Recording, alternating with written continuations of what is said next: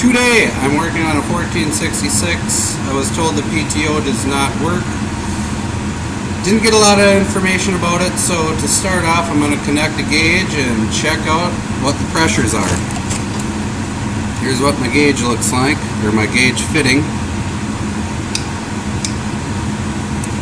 Should be at about 275.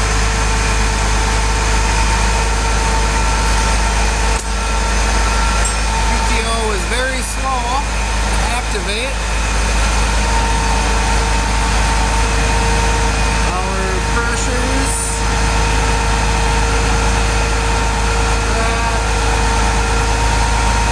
right at 275. So that's good.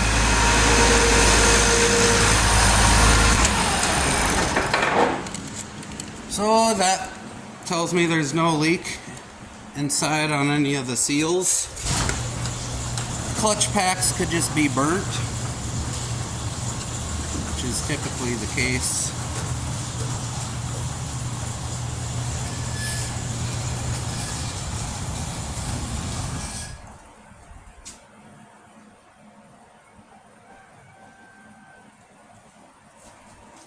Just me and the roosters.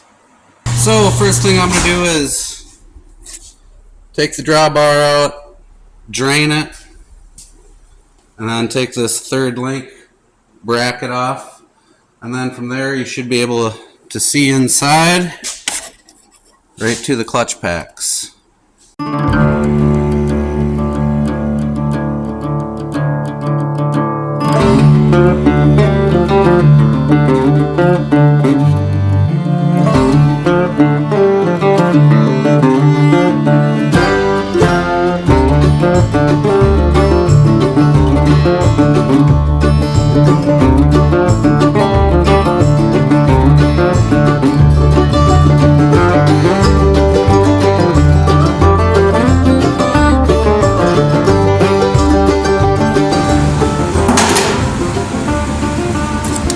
Here's an important note.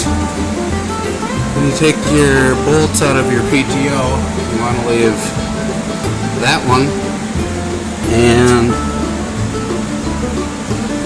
I think it's that one. We'll find out here. You want to leave the short ones in.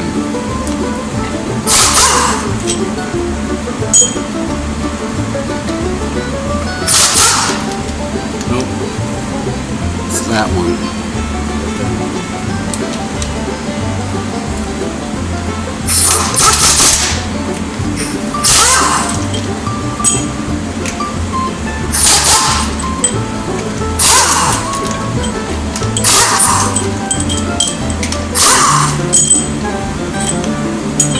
And there's one that is always hiding underneath here.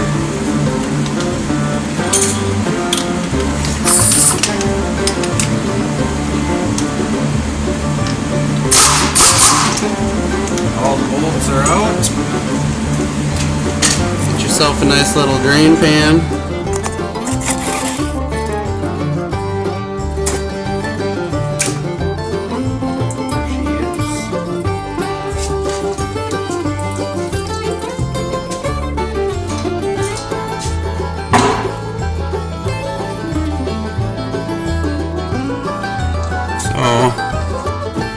What we got here?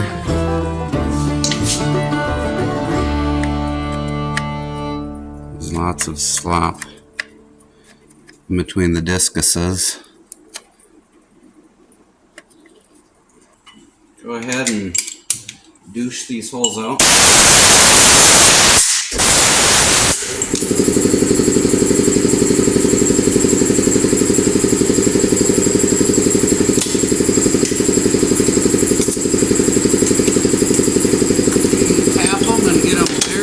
Clean if you would like.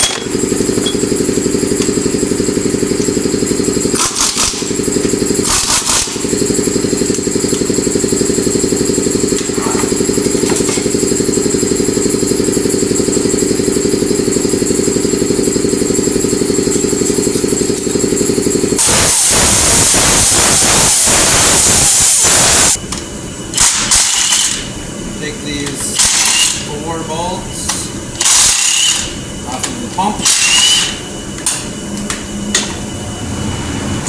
That'll do her.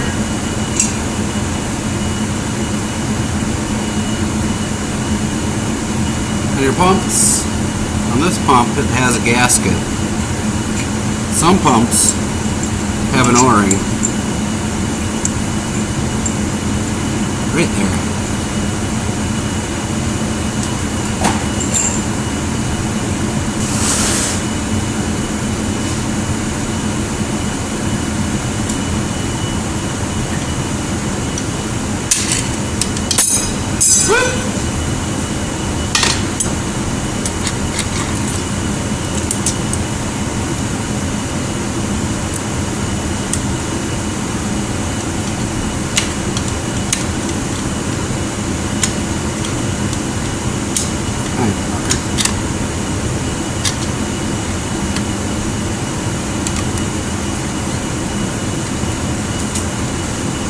Here are the clutch discuses.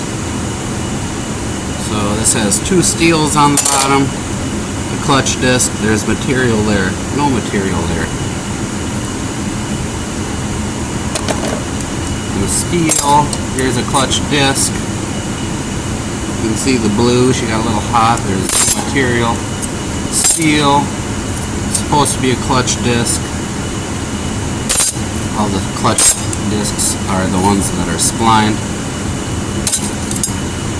Sometimes they'll get so hot they'll all weld together. That's the problem there.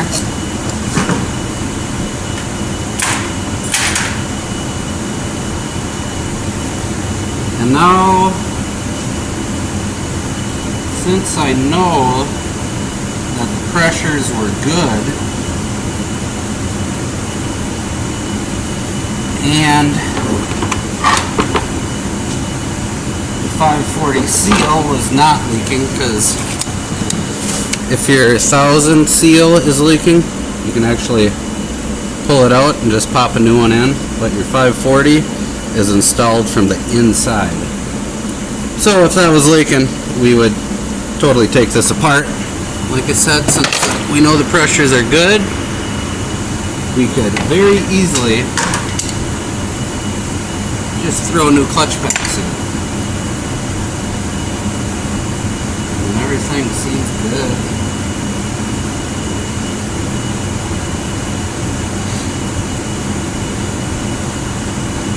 And I think that is what I'm going to do. Put a new clutch boot on here, or a valve boot.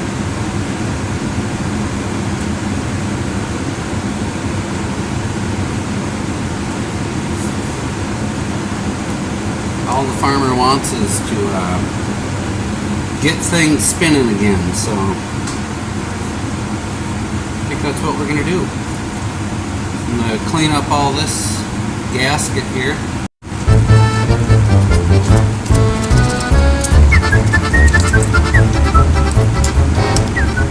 We got all the surfaces clean on the PTO housing and the tractor.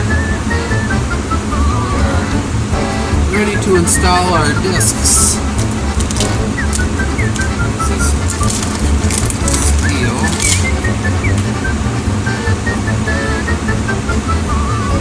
Must have a little bit of cosmoline on or something, but it's all going to be alright.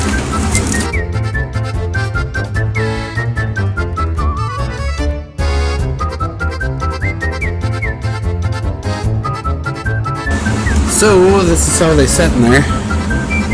You can see 2 steels, pad, steel, pad, steel, pad, steel pad, steel pad, steel pad, steel pad, steel.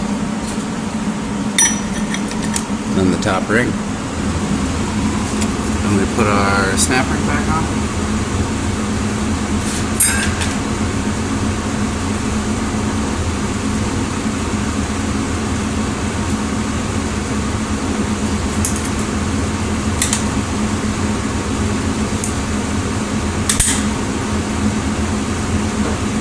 cram it in there.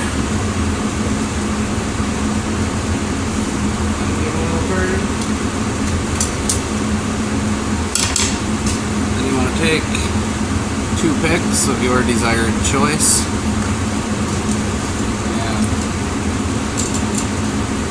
put them between the teeth of the discs. You can line them up between the splines of the disc, so our pump can slide right on. Take that off. And then make sure your gasket is correct.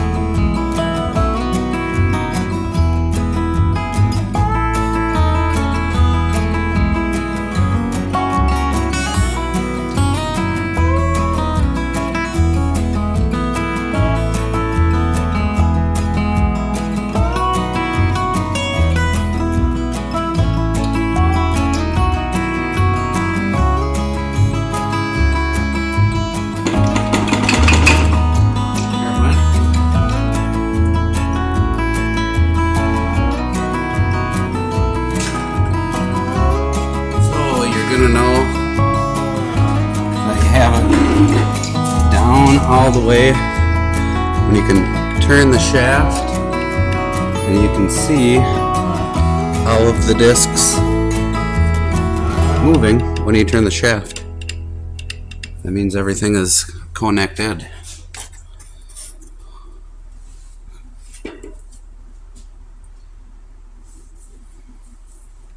Now we can put our bolts back in.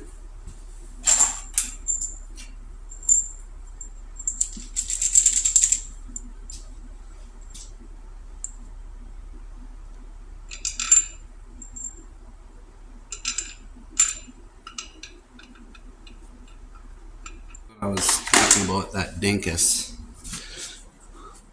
That dinkus right there. You want to get it lined up so the pump housing sits down and doesn't catch on the edge. That's as far as I'm going to explain that.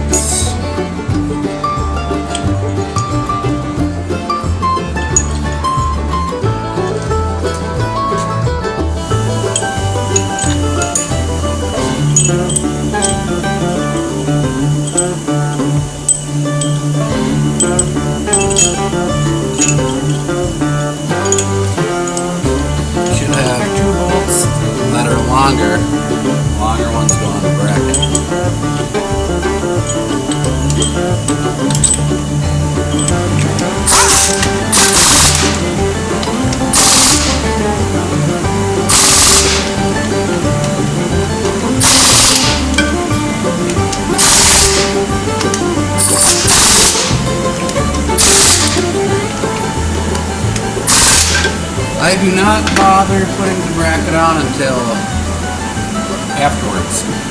One of the last things to do. As you will see. Why? Once we get to that point,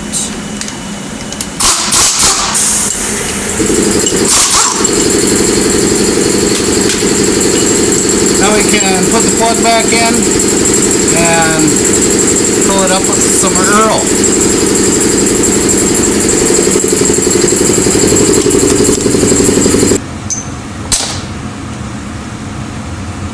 We're going to remember to change the filter. So let's go do that.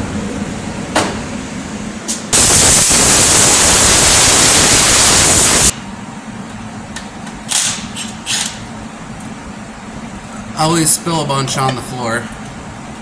I got the filter on, the side plug in where the gauge went. Now we're gonna fill it up with some oil.